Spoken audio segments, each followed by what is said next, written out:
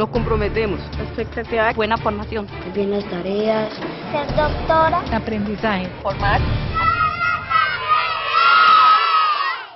Es el programa más importante que se ha realizado en el país en vías al mejoramiento de la calidad. Agradezco, señora ministra, la oportunidad que me ha dado de trabajar. Le agradezco a Julio esta invitación. No es fácil invitar a una persona como yo, que he trabajado siempre de manera independiente, que he sido un crítico de la política pública. Creo que es un acto de valentía tuyo, especialmente de la ministra, invitar a gente que ha tenido una posición independiente en educación. Quiero ponerme el chaleco, y quiero ponerme el chaleco del programa más importante que se ha hecho en el país en materia de educación. Hoy me han pedido trabajar fundamentalmente el tema de los rectores, el del liderazgo pedagógico.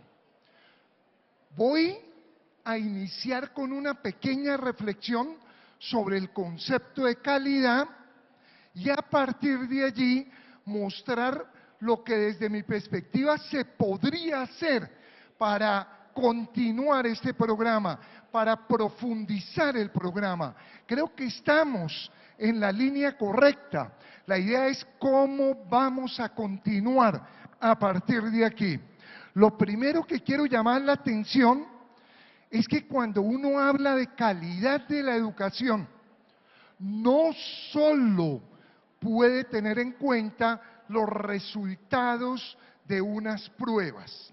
Los resultados de las pruebas nos dicen unas cosas de la calidad, unas cosas muy importantes. Nos dicen, por ejemplo, si los niños leen o no, si los niños entienden o no lo que están leyendo. Nos dicen cómo están sus procesos cognitivos. Nos dicen si los jóvenes argumentan o no.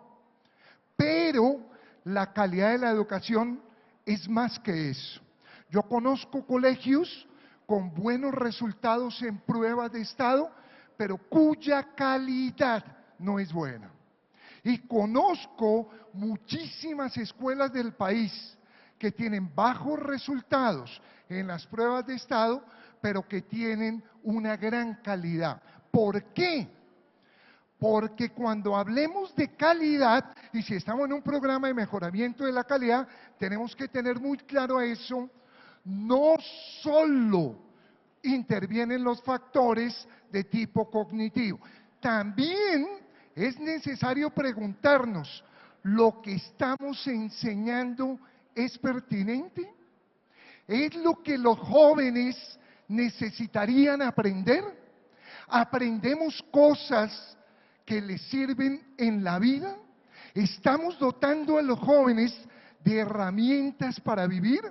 ¿O, por el contrario, la educación que hemos brindado es poco pertinente? En educación, sin el concepto de pertinencia, no podemos evaluar la calidad. Segundo, ¿estamos educando solo la cabeza o también el corazón? ¿Aprendemos en la escuela a ennoviarnos? ¿Aprendemos a echarle el cuento a una niña?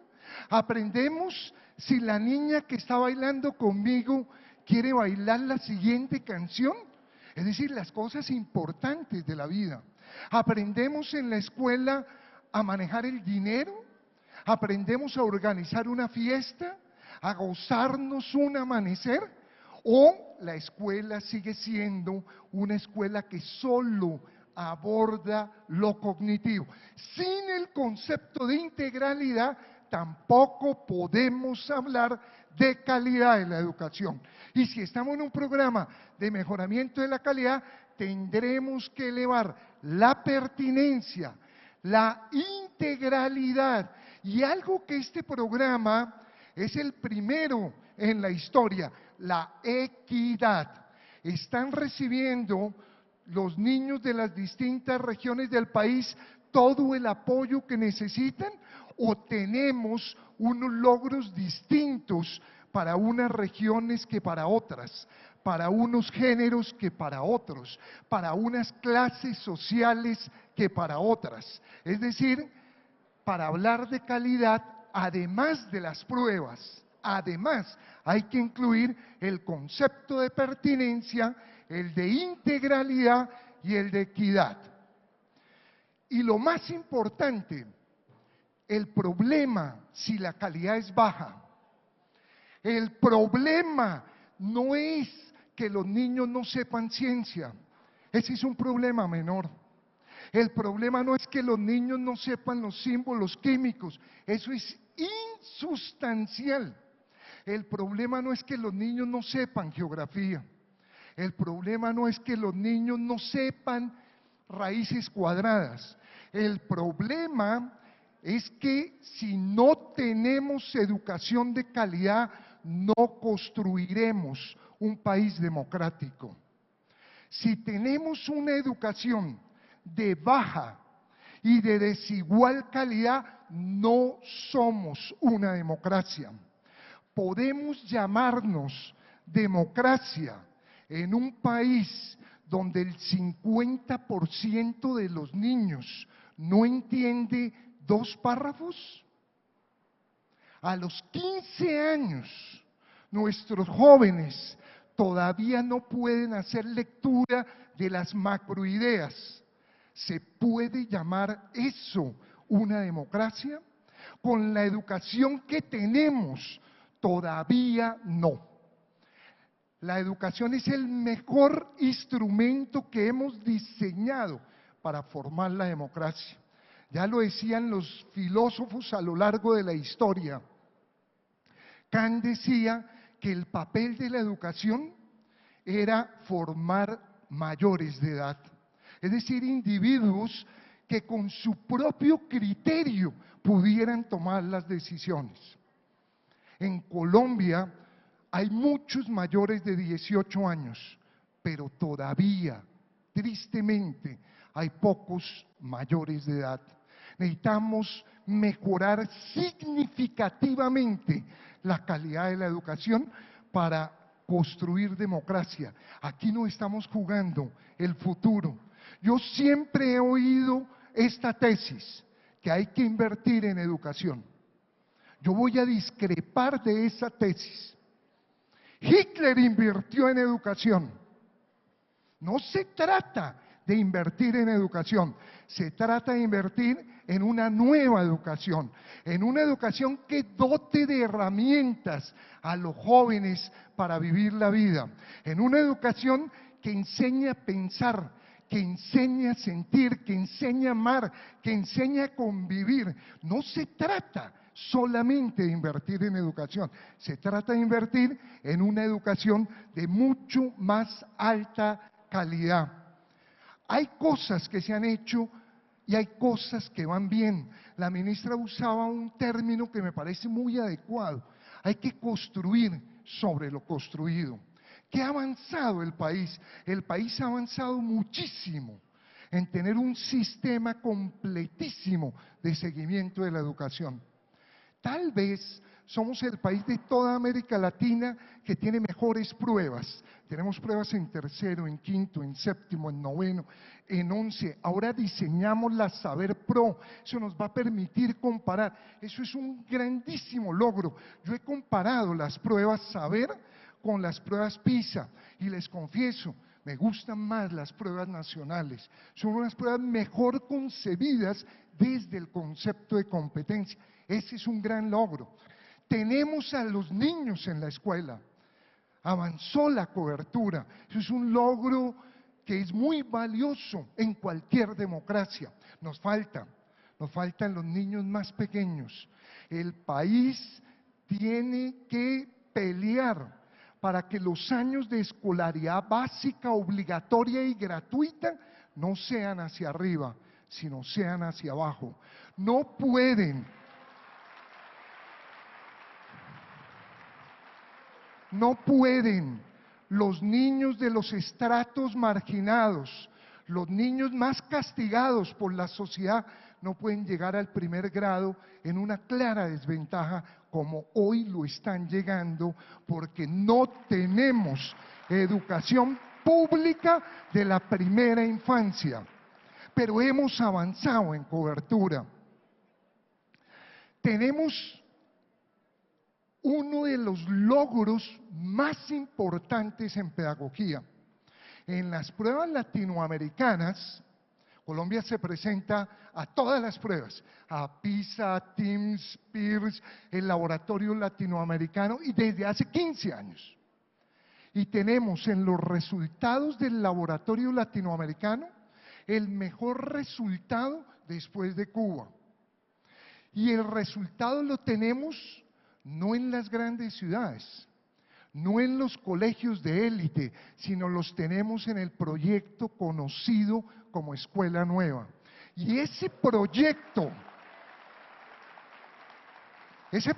está presente en 28 países del mundo. Hablaba con Vicky Colbert y me contaba que llegaron al África tomando la experiencia colombiana. Y aquí hay una de las claves a tener en cuenta en pedagogía.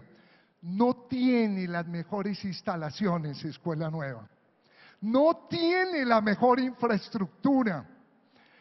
No es que tenga las mejores condiciones porque le toca a un maestro atender niños de todas las condiciones, niveles, clases, cursos, pero tiene ideas pedagógicas. Es un programa pensado para mejorar la calidad porque es un programa pertinente, es un programa contextualizado. Jaime Niño es uno a quien debo todos estos reconocimientos hacia Escuela Nueva. Creo que Escuela Nueva es algo que nos tiene que enseñar a los educadores hacia dónde marchar. Y otro punto, hemos mejorado en todas las pruebas. Si ustedes oyeron, el ministerio anterior insistió mucho esta tesis.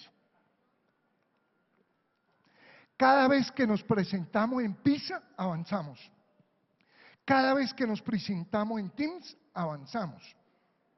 Pero lo que no nos han dicho es que avanzamos 20 puntos de 600 posibles. Es decir, todavía no hemos hecho la revolución pedagógica. Estamos por hacer la revolución. Y aquí está, como decía el presidente, el ejército que está liderando esa verdadera revolución pedagógica. Pero ¿dónde están los problemas? Este cuadro tal vez no se ve muy claro, no sé, desde aquí lo veo clarísimo. Pero sí quiero insistir una idea, el problema es más grave de lo que creemos. Estos son los resultados de la prueba PISA del año 2009. No han salido los del 2012. Vamos a ver si alcanzamos a avanzar. Pero dos datos de este cuadro. La mitad de los jóvenes de 15 años leen como si tuvieran 7. Hacen lo que conocemos en teoría como una lectura fragmentaria. No captan las ideas. No captan las ideas que están allí escritas, muchísimo menos una lectura crítica. Y si me voy al otro extremo del gráfico, vamos a encontrar que al nivel 6 de lectura, esto se organiza en 6 niveles, el nivel 6, ¿cuántos creen que llegan en Colombia? Es la lectura de un experto. ¿Cuántos? ¿Tú cuántos crees? De los jóvenes de 15 años, ¿cuántos leen como expertos? Muy poquito, 0. ¿Y cuántos hacen una lectura crítica, que es nivel 5? 0. Estadísticamente es 0, por lo tanto no alcanza a ser el 1. O sea, el problema es muy grave. Primer punto. Acá tengo que distanciarme del ministerio, con todo respeto lo digo. Mientras en Colombia los niveles de lectura sean estos, no podemos luchar por el bilingüismo en la educación pública. No podemos. Con todo respeto. ¿Por qué? Porque el problema en la primera lengua es tan grave todavía. Claro que vamos a luchar por el bilingüismo. Un programa como estos a mediano plazo sí nos va a permitir, pero mientras los niños no hablen, no escriban, no oigan, no lean críticamente en el idioma de la mamá, en el idioma de la cultura, no estamos en capacidad de abordar una segunda lengua.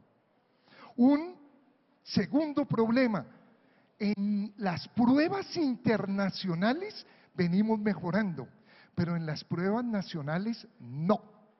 Si yo tomo, y aquí yo construyo este cuadro, del 2000 al 2012, el país todavía no ha dado el salto. Un tercer problema, yo les preguntaba hace un rato, ¿aprendemos cosas importantes en la escuela? Por ejemplo, para los niños hablan de lo que hacen en la escuela. Uno sí ve a los jóvenes de este programa hablando de lo que hacen en la escuela, porque este programa sí está atacando las variables claves de la calidad, pero todavía la educación es menos pertinente de lo que debería.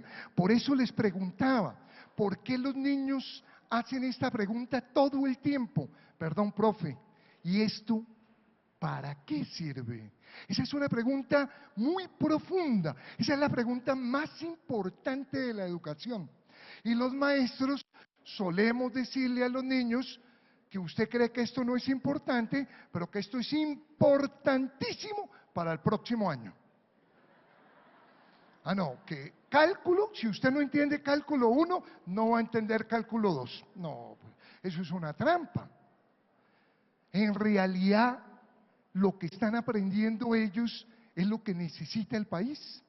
Están aprendiendo a resolver los problemas. Por ejemplo, ¿aprende uno en la escuela a conocerse a sí mismo? ¿Por qué es más importante sacar ecuaciones diferenciales que conocerse a sí mismo? Que elaborar el propio proyecto de vida. Que al elaborar el proyecto de vida mío, tenga en cuenta mi comunidad. Yo creo que al país le sigue todavía faltando integralidad, y voy a mencionar un caso que desde mi perspectiva es escandaloso. En el año 2002 hubo una tesis de grado en una universidad top del país, de las más importantes. La tesis fue meritoria y la tesis se llama Ética y responsabilidad social de las empresas. Eso no sería nada extraño que haya una tesis así y que sea meritoria. Lo que sí es extraño es que el autor se llame Guido Nulle. Eso sí. Eso sí. ¿Qué nos muestra un ejemplo así? Que al país le sigue faltando integralidad. Educar no es tocar la cabeza. El presidente lo decía de manera muy clara, la guerra endureció los corazones. Nos acostumbramos a ver secuestros en este país, nos acostumbramos a ver desapariciones, nos acostumbramos a los asesinatos y el país no reaccionó.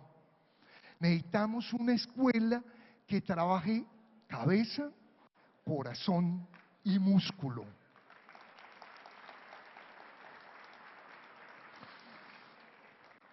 Y acá voy a sustentar un punto que es polémico, y es si tomamos dos niños de primer grado de educación pública y de educación privada y los comparamos cuando llegaron a los 15 años, la desigualdad que tenían los niños en primero de primaria se agrava en Colombia. Es decir, a medida que va ascendiendo el sistema, la inequidad se agrava. ¿Y eso qué implica? Que hasta ahora la educación pública no ha sido un verdadero motor de ascenso social. No pueden los jóvenes de estratos más altos tener una educación de mayor calidad. Yo cuando concluí eso, abandoné mi trabajo en la educación privada y estoy totalmente dedicado a la educación pública, porque trabajar en la educación pública es ampliar la democracia.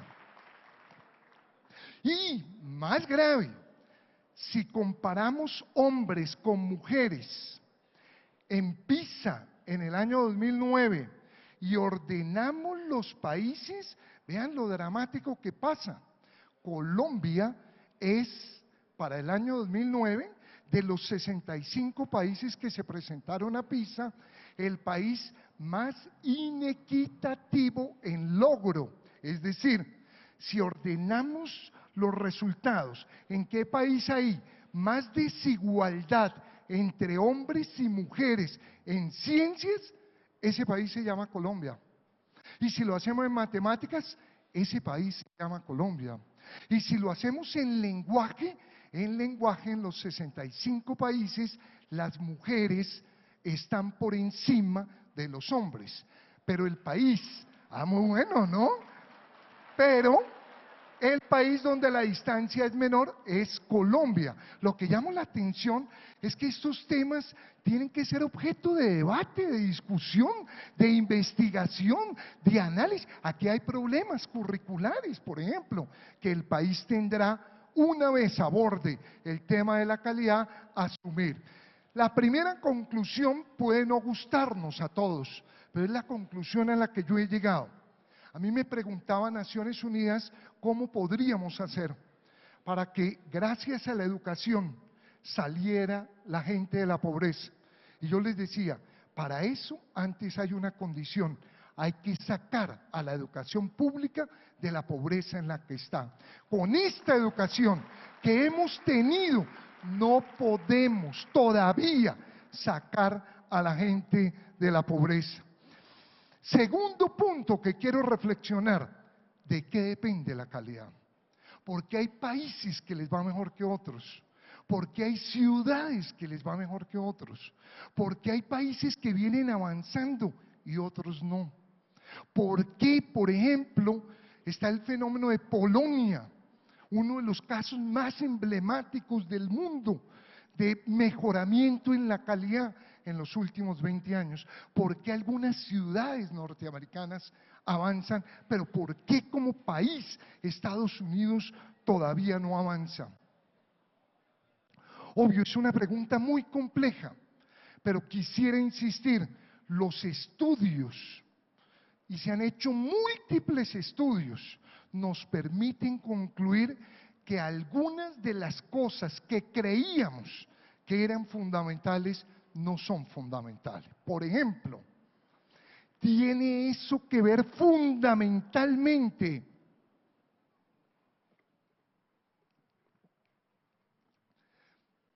con la infraestructura. No. Los estudios nos muestran que en América Latina el éxito en educación es el país que tiene las condiciones más limitadas desde el punto de vista de infraestructura, Cuba. Yo estaba en Cuba en el año 97 en el ministerio y nos dieron un cóctel porque llegaba el fax al Ministerio de Educación en el año 1997. Obvio, todos sabemos que el éxito cubano no está en la infraestructura. Y todos sabemos que el éxito de un programa como Escuela Nueva tampoco está en la infraestructura. Y todos sabemos que colegios como este de Ciudad Tunal, Liceo Campo David, que creo que van a hablar los rectores, bueno, no está en la infraestructura. Una segunda cosa que hemos encontrado es que los factores económicos, claro que inciden, no hay ninguna duda que las familias tienen un impacto muy alto, pero ojo con esto, el impacto es sociocultural y no socioeconómico. Cuando se hace el análisis, ¿qué tanto depende del resultado los factores socioeconómicos? La conclusión de PISA es impactante. En el mundo, el 13% de la explicación se le puede atribuir a factores socioeconómicos. En Colombia es más, en Colombia es el 17%, pero queda el 83%.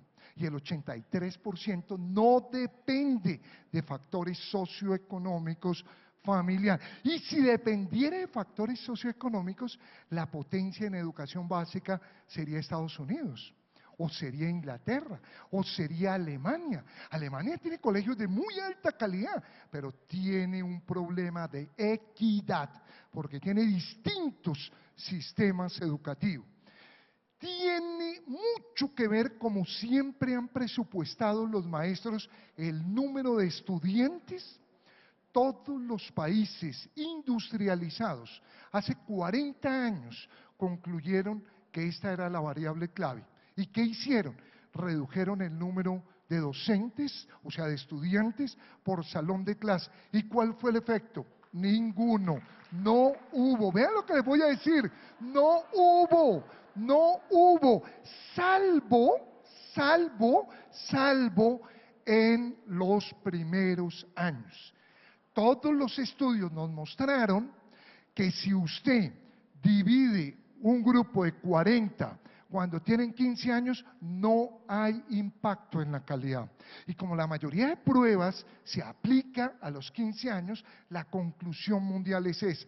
Pero cuando ustedes tienen un grupo de 30, de 40 estudiantes a los 5 años, ahí sí se deteriora la calidad. ¿Eso qué quiere decir? Que el país tendrá que disminuir el tamaño de los grupos de estudiantes en educación inicial y en los primeros años de educación básica, pero que no es una buena política después de cuarto de primaria.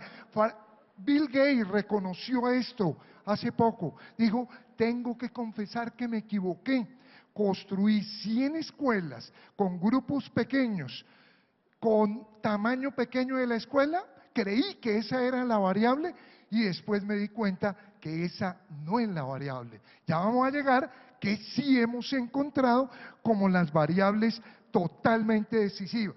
¿Depende la calidad del apoyo tecnológico? ¿Depende que haya computador, tablet? No. No es la variable decisoria en la calidad. ¿Depende de la experiencia de los docentes? No. En Colombia encontramos en el año 2002 que la experiencia de los docentes era positiva en los primeros años, pero que podía ser negativa a mediano plazo por una razón. Si el docente no lee, si no crea lo que este programa ya encontró, comunidad de aprendizaje. Si el docente no investiga, 30 años de experiencia no son 30 años, es uno repetido 30 años. Eso no es experiencia. Pero, ¿de qué sí depende? ¿Y de qué depende muchísimo? De factores pedagógicos. Hay un papel decisivo de los factores pedagógicos. Factores de gestión, pero la gestión que se hace en educación es una gestión distinta, porque es una gestión de tipo pedagógico y de factores socioculturales. Indudablemente, por ejemplo, los estudios nos muestran que el nivel educativo de la madre tiene un impacto en la calidad. Ojo, el del padre no. Los estudios no muestran que el estudio del padre incida, pero el de la madre es decisivo. Obvio, si conviven los dos padres, cuántos libros hay en el hogar, el tiempo que hable papá con hijo. En América Latina el estimativo actual es tristísimo. En las ciudades estamos estimando en América Latina 5 minutos promedio de comunicación de un padre con un hijo cuando el hijo tiene 15 años. Menos mal, la comunicación con la madre sigue siendo bastante alto. Pero estos no son factores que dependan de los rectores ni de los maestros, pero hay unos que sí dependen. Y esos son los que hoy voy a insistir. Algunos dependen parcialmente, como por ejemplo este. Esta es la macroconclusión del informe más importante del mundo, el informe McKinsey. ¿Qué dice? Dependerá la calidad de la selección de maestros, dependerá la calidad de la evaluación de maestros y dependerá la calidad de la formación de maestros. Obvio, de ustedes no depende la selección, tampoco depende la evaluación, porque esa está reglamentada por unos acuerdos nacionales que tendrá el país que revisar. Pero de ustedes sí depende un poco la formación de los maestros. Pero hay otros, porque yo creo que este informe, que es muy importante, el McKinsey, dejó de lado unas cosas claves. Básicamente dejó de lado los factores pedagógicos y le dio un peso muy alto al docente y dejó de lado a la institución educativa. Y el problema de la calidad está más asociado con un conjunto de cosas que pasan en algunas instituciones educativas. Como uno lo observa en este programa, cuando ayer estuvimos recorriendo las ruedas, cuando fuimos a las experiencias, de lo que más me impactó a mí es ver padres acompañando, es ver niños que nos contaban que habían ido a empresas a conocer cómo funcionaba la empresa, es ver niños que nos contaban que habían ido a medios de comunicación para que invitara a los periodistas que les dieran un curso en la escuela. De eso va a depender mucho más la calidad que de la infraestructura. ¿Qué factores pedagógicos inciden? Por tiempo, pues me toca sintetizar mucho, pero voy a ilustrarlo con una tesis que recibió un premio Nobel. Esa tesis la formuló un premio Nobel alternativo.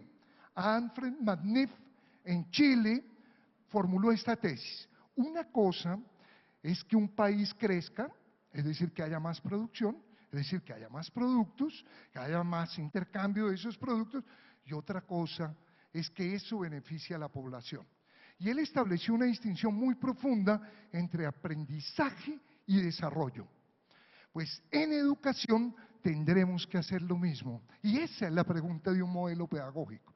Una cosa es que un niño sepa cosas, que sepa Cristóbal Colón, que sepa los símbolos, que sepa sumar, esos son aprendizajes. Pero ese no puede ser el objeto de la educación. El objeto de la educación tiene que ser el desarrollo. Y lo ilustro con un proverbio chino. Cuando ustedes no sepan quién dijo algo, digan que fueron los chinos. Porque ellos se han inventado casi todo en la historia humana. Y bueno, pues se inventaron la tinta, el papel, bueno. Este proverbio dice, no le demos un pescado a un niño. Enseñémoslo a pescar. Pero enseñar a pescar es generar desarrollo. Enseñar a pensar es generar desarrollo. Un niño que aprenda a leer es un niño que desarrolla sus estructuras. Pero un niño que sepa en qué año se fundó la ciudad no piensa mejor. Un niño que conozca los símbolos químicos no analiza mejor, no argumenta mejor, no interactúa mejor con el mundo. Dicho de otra manera, los aprendizajes particulares son pescados. Pero pensar, analizar, argumentar, leer, escribir. Hemos hablado mucho de la lectura. El futuro no será de la lectura, será de la escritura. Esos no son pescados. esos son cañas de pescar. Y esa es la pregunta de un modelo pedagógico. Esa variable incide mucho más que todas las variables socioeconómicas sumadas. La reflexión de los docentes, esa variable incide mucho más. ¿Qué le impacta a uno cuando va a ver las ruedas del conocimiento? Que aquí sí se está gestando la revolución pedagógica que nos debían. Acá sí, porque aquí ve uno maestros que discuten sobre su práctica. Y como muy bien lo dice el eslogan del programa, maestros que enseñan a maestros. Si el próximo año en estos 4.000 colegios no invitan a ningún experto en las semanas institucionales, para mí es muy grave porque a mí me invitan muchísimo. Ojalá no nos inviten a ningún experto el próximo año, pero que cada año, el próximo, en octubre, se reúna cada maestro y cada maestro le cuente al otro maestro qué está haciendo, eso tendría muchísimo mayor impacto en la calidad. Seleccionar competencias básicas. En Europa lo llaman, hay que volver a lo básico.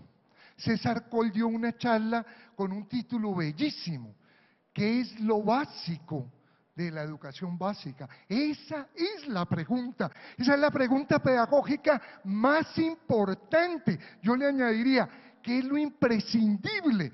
Y lo imprescindible es que un niño que vaya a la escuela piense mejor, conviva, aprenda a convivir con los otros. Puede que no sepa nada más. Si logramos que lea, que escriba, que conviva, estaremos realmente al otro lado. Pero ¿eso qué implica?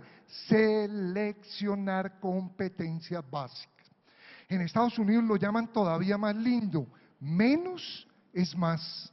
Si trabajamos mucho menos contenidos, pero esos son los fundamentales, y ese es un hallazgo de este programa, cuando incluyó las competencias comunicativas. ¿Qué otra cosa hemos encontrado?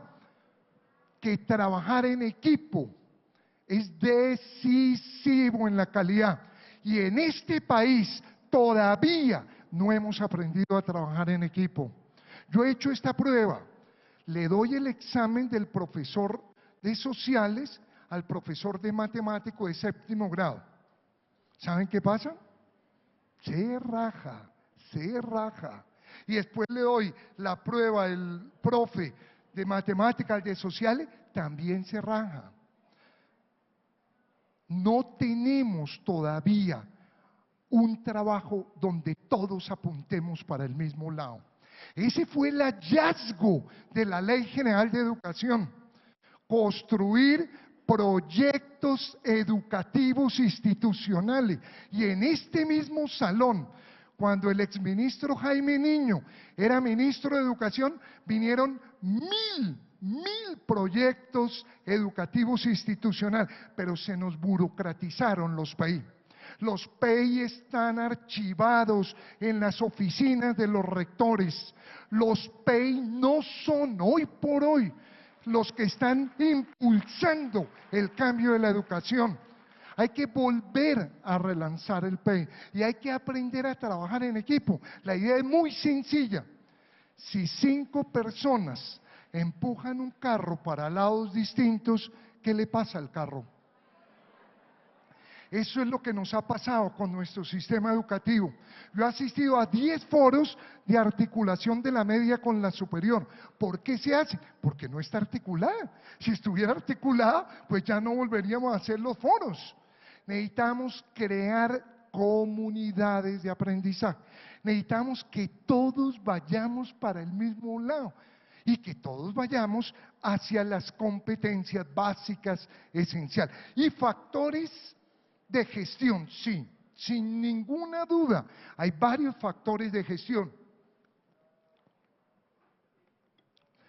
A los maestros los hemos tratado como menores de edad. Hubo un grupo de expertos, así se llamaban, que diseñaron el currículo. La verdad nos vimos a dar cuenta que no eran muy expertos, pero había unos expertos que diseñaban el currículo. ¿Y los maestros qué hacían? Los maestros aplicaban un currículo diseñado por otro. Eso es tratarlos como menor de edad. Hasta hace 3 años, el Ministerio de Educación decía si un estudiante aprobaba o no aprobaba. Eso es tratarlos como menor de edad. ¿Qué creen ustedes que pasaría con los médicos si saliera un decreto que dijera solo el 5% de los pacientes que vayan pueden enfermarse? No.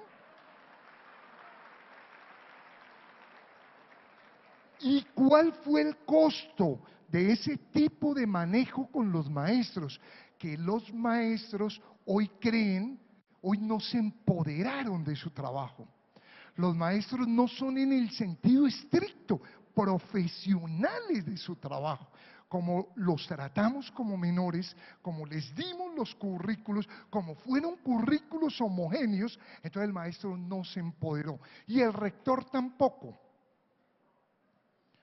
Los rectores, por un error pedagógico que cometimos, le nombramos un coordinador académico y el rector abandonó lo académico y se desplazó a lo administrativo. Y los rectores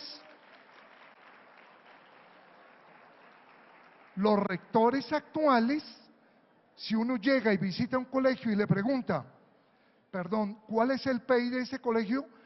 La experiencia que yo tengo es que lo primero que hacen es, por favor, llámame a la coordinadora académica. ¿Cómo puede ser posible que el capitán del barco? Todos los rectores han sido maestros, son maestros, pero las circunstancias los han sacado de la docencia y los hemos trasladado equivocadamente hacia lo administrativo. Cuando se estudia el fenómeno cubano, ¿qué pasa en Cuba?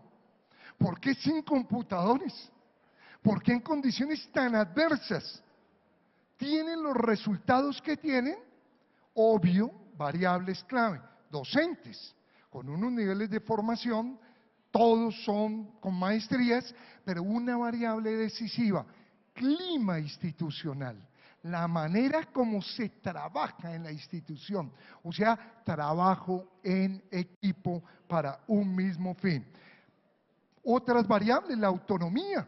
Tenemos que darle autonomía a las instituciones educativas, tenemos que darle autonomía pedagógica, autonomía administrativa.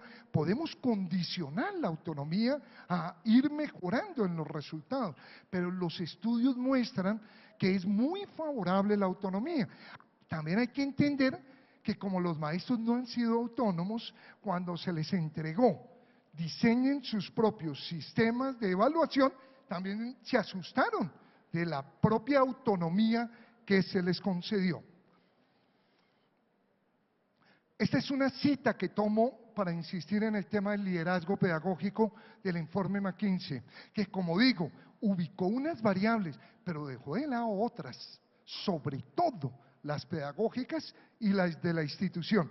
Pero dice el informe así: las reformas educativas rara vez tienen éxito sin un liderazgo efectivo, tanto a nivel del sistema como de cada escuela.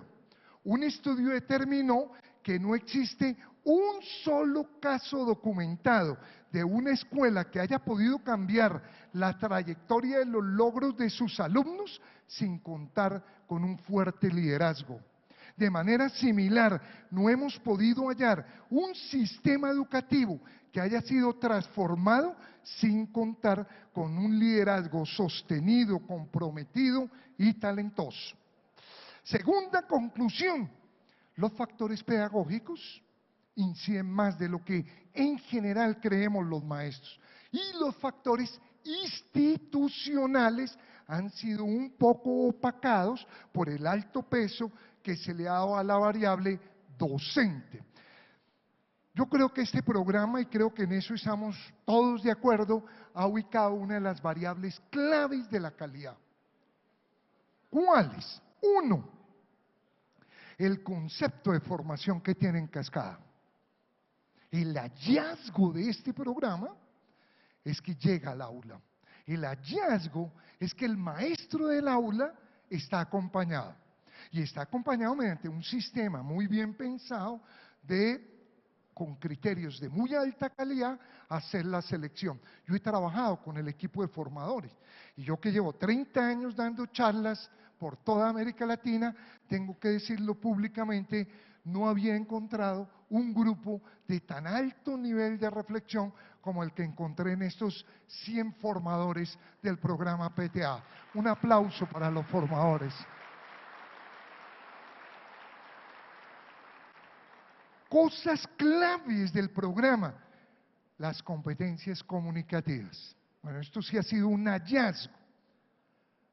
Cuando hablan los niños, cuando hablan los maestros, yo les preguntaba en las ruedas, bueno, ¿y cómo lograron vincular a los padres?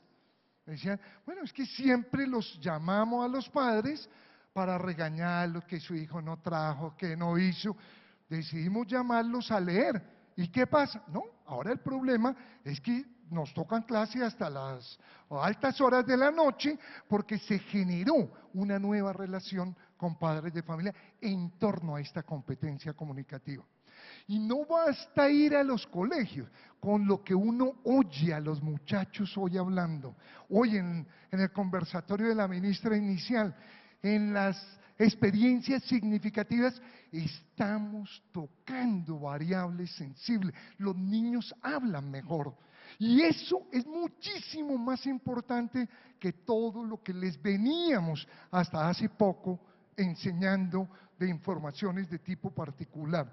Yo creo que este programa ubica cosas clave, pero ¿qué tenemos que enfatizar? No puede el programa de lectura quedar con el profesor de lenguaje. No puede, no puede. El problema de la lectura no es el problema del profesor de lenguaje, es el problema de la institución educativa, el problema de los padres de familia, el problema de los profesores. El profesor de educación física tiene que mejorar las competencias comunicativas. Tenemos que aprender a ver videos, tenemos una cultura visual. Tenemos que incorporar el video a todas las aulas de clase. Entonces, un reto que tenemos es que el programa no se nos quede con los profes de matemáticas, con los profes de lenguaje, sino que involucre a todos los docentes. Y otro reto que tenemos que involucrar a toda la institución. Tenemos, como uno lo ve en las experiencias significativas, que cualificar los nexos con la comunidad. Hay que invitar a los padres de familia. Los padres de familia nos van a ayudar a hacer una educación de mayor calidad, pero tenemos que saberlos invitar. Yo contaba en una rueda una experiencia que tuve cuando trabajé en la reforma educativa en Ecuador hace 20 años, que decretamos que todo padre de familia tenía que dedicar un día al año a la institución. Un día, no más, no más. Y si no iba el papá, iba la mamá. Y si no iba la mamá, iba el abuelito. Si el próximo año, en estas 4.000 instituciones, van los abuelitos un día al año, mejora la calidad de la educación. Si van los padres a contar lo que saben hacer los padres. Hay padres que pintan, hay padres que cultivan, hay padres que son docentes, hay padres de todas las profesiones que construyen, que cocinan. Si ellos van y les enseñan a los jóvenes, a los niños, eso mejora la calidad de la educación. El problema no son los padres, es el tipo de relación que hemos establecido con ellos. Esos son dos de los retos. Voy, para terminar, a insistir que hay unos problemas que no dependen de este programa, que siguen siendo cuellos de botella de la calidad de la educación. Para terminar con alguna recomendación. Por ejemplo, ya lo dije, no es lógico en una democracia que no le demos el peso a la educación inicial. No es lógico que los estratos más bajos no lleguen a primero de primaria con una condición similar a como llegan los estratos más altos. Todos sabemos que los estratos más altos, todos los niños van a jardines, o los mal llamados jardines.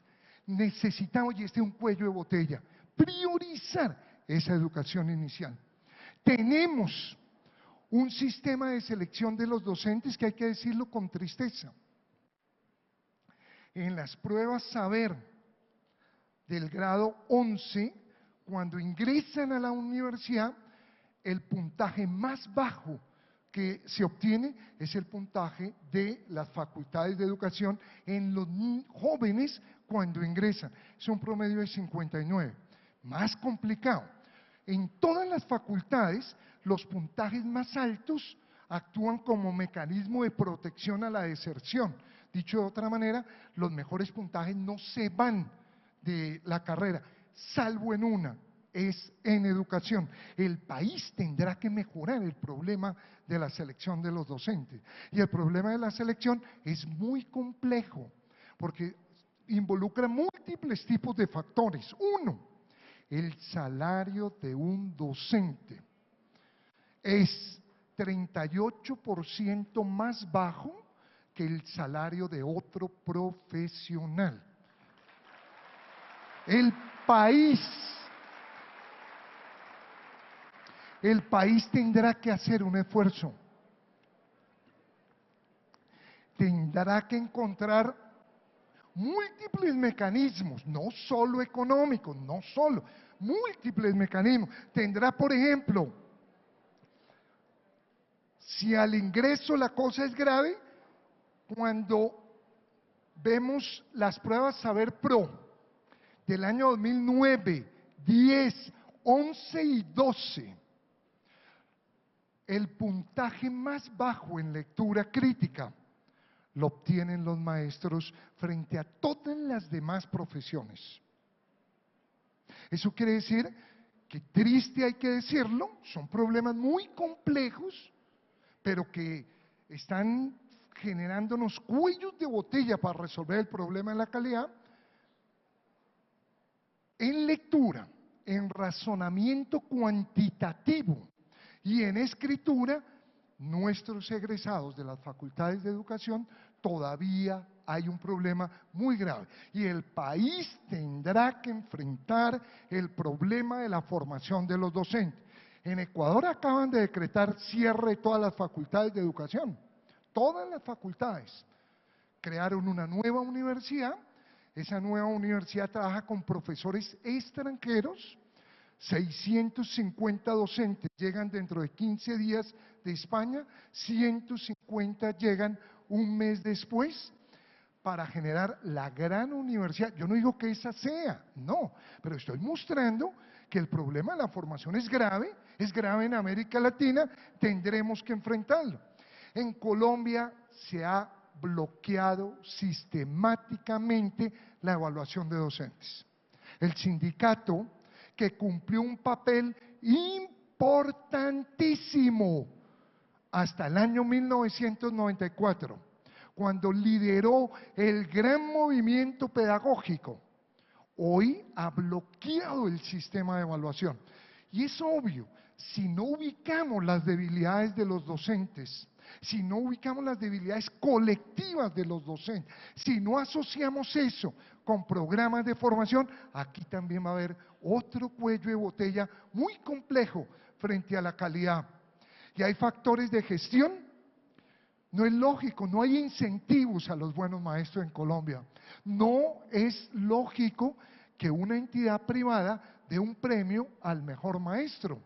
Tenemos que crear premios a las mejores instituciones. ¿Y cuáles podrían ser? No son las instituciones que tengan los mejores resultados, no. Son las instituciones que más avancen. Si uno estuviera en una escuela que quedó en el puesto 10.000 en las pruebas de Estado en el año 2013 y pasa al puesto 5.000, esa escuela hay que premiarla, hay que darle estímulo. Ahí sí,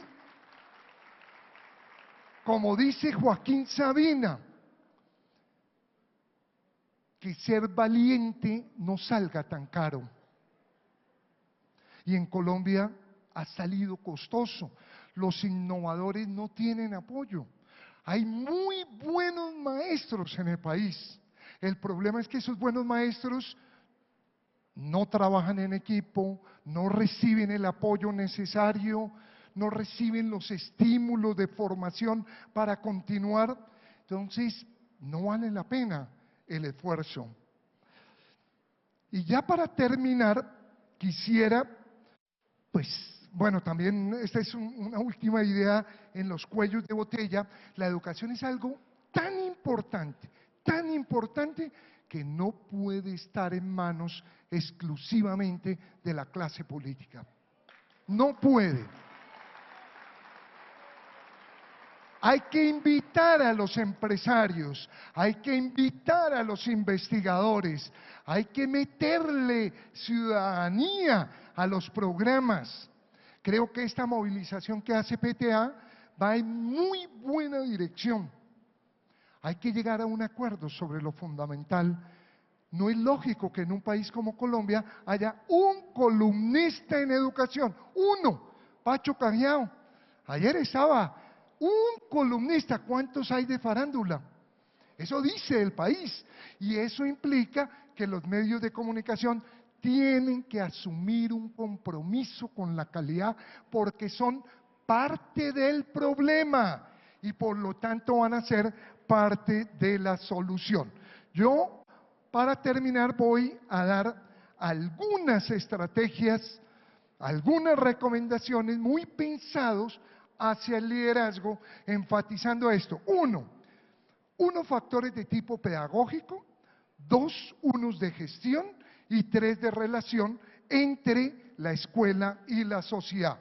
Pedagógico, uno, vuelvo a una pregunta, a la pregunta de César Coll: ¿qué es lo básico de la educación básica? Esa es la pregunta.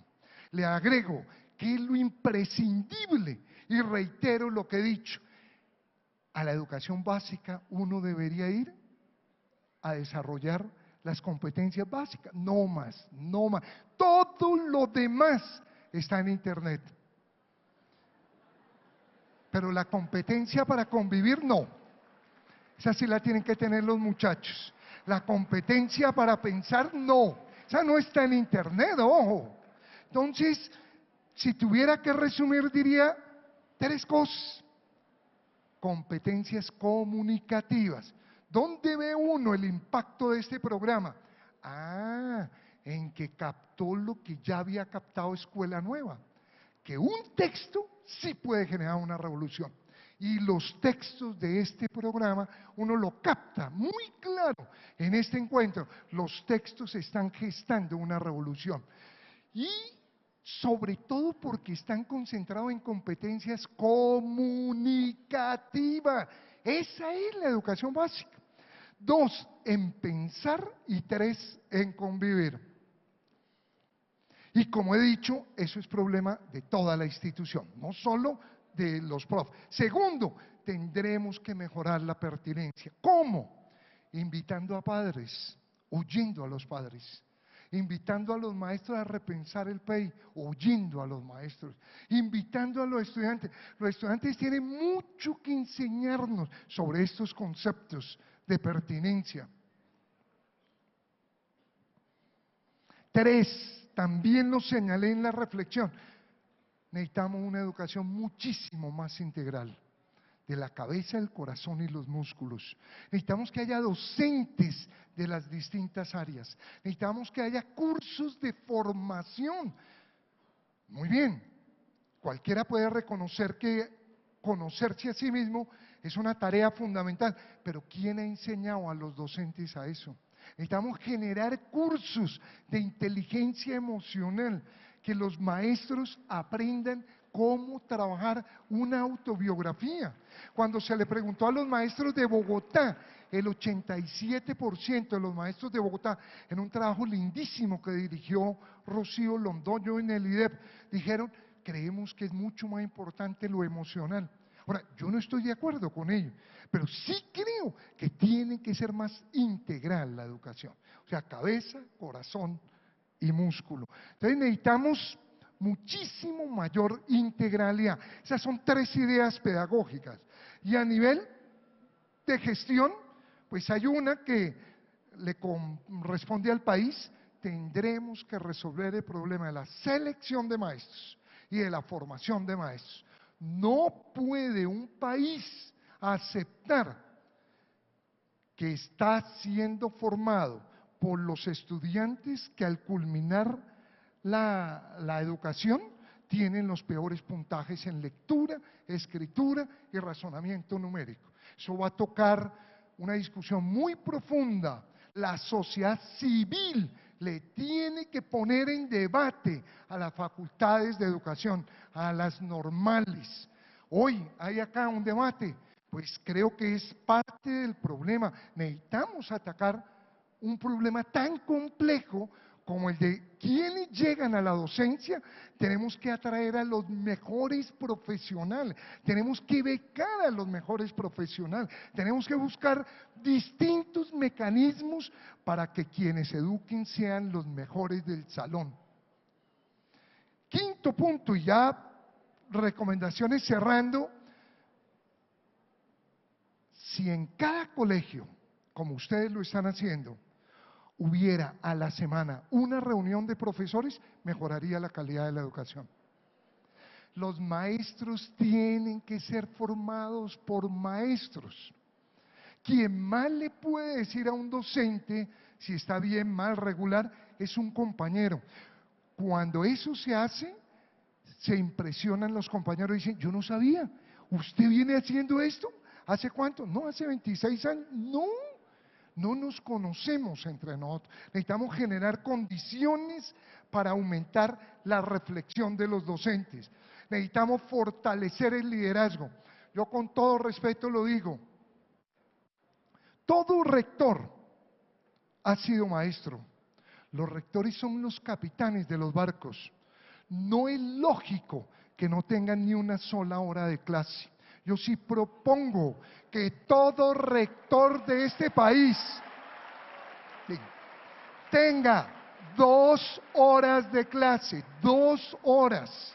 Necesitamos darle apoyo a las cuestiones administrativas que tienen para que ellos sean efectivamente los capitanes de barco, los líderes pedagógicos, los que están en todas las reuniones. Ellos son quienes tienen que jalonar esta reunión. No es problema de ellos, es el sistema el que los ha trasladado hacia cuestiones de tipo administrativo. Nunca, dice el informe de la OCDE, nunca he visto una buena escuela con un mal director, ni una mala escuela con un buen director. He visto cómo malas escuelas se convertían en buenas y lamentablemente cómo destacadas escuelas se precipitan rápidamente hacia su declive. En todos los casos, el auge o el declive podría verse fácilmente reflejado en la calidad del director. Yo creo que los rectores tenemos mucho que hacer para mejorar la calidad de la educación.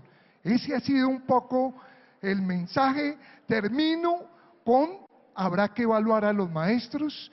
En cada institución tendremos que llegar a acuerdos. Yo estoy trabajando ya en algunas regiones. Ya estoy en Antioquia, vamos con 23 municipios, en Tolima, en Boyacá, y hemos llegado a acuerdos. Tiene que haber evaluación para que ubiquemos los puntos débiles y tiene que haber estímulos a la excelencia. Ojalá pudiéramos trazar un año cero, el 2013. El país se pone como meta mejorar pruebas de estado 10%, pero aquellos que mejoren no 10, sino 20 o 30 o 40, que haya estímulos a las buenas instituciones, que ser cobarde no valga la pena y que ser valiente no salga tan caro, como dice Sabina, que les decía hace un minutico. Y hay que impulsar la innovación pedagógica. Tal vez por tiempo solo doy una cita que es de Albert Einstein. Locura, dice Albert Einstein, es hacer la misma cosa una y otra vez y esperar a obtener diferentes resultados. Si queremos mejorar la calidad, tendremos que hacer cosas distintas a las que hemos venido haciendo. Yo por tiempo tengo que dejar ahí, voy a terminar con una cita, la cita que dije hace un rato, y esta cita la voy a usar de esta manera: si le damos un pescado a un niño, lo alimentaremos un día. Si le damos una caña de pescar, lo alimentaremos toda la vida. Pero ¿qué concluyo de la cita? ¿Qué concluyo? Que el problema principal de la educación no es económico, no es tecnológico, no es administrativo. Si hay apoyo económico, bienvenido. Si hay apoyo administrativo, bienvenido. Pero el problema fundamental es pedagógico. Tendremos que construir escuelas que enseñen a pescar y que no nos den los pescados. Muchas gracias, muy amables. Ahí dejo la página para que la puedan bajar. Hoy pueden bajar esta presentación, ya está ahí, la pueden bajar.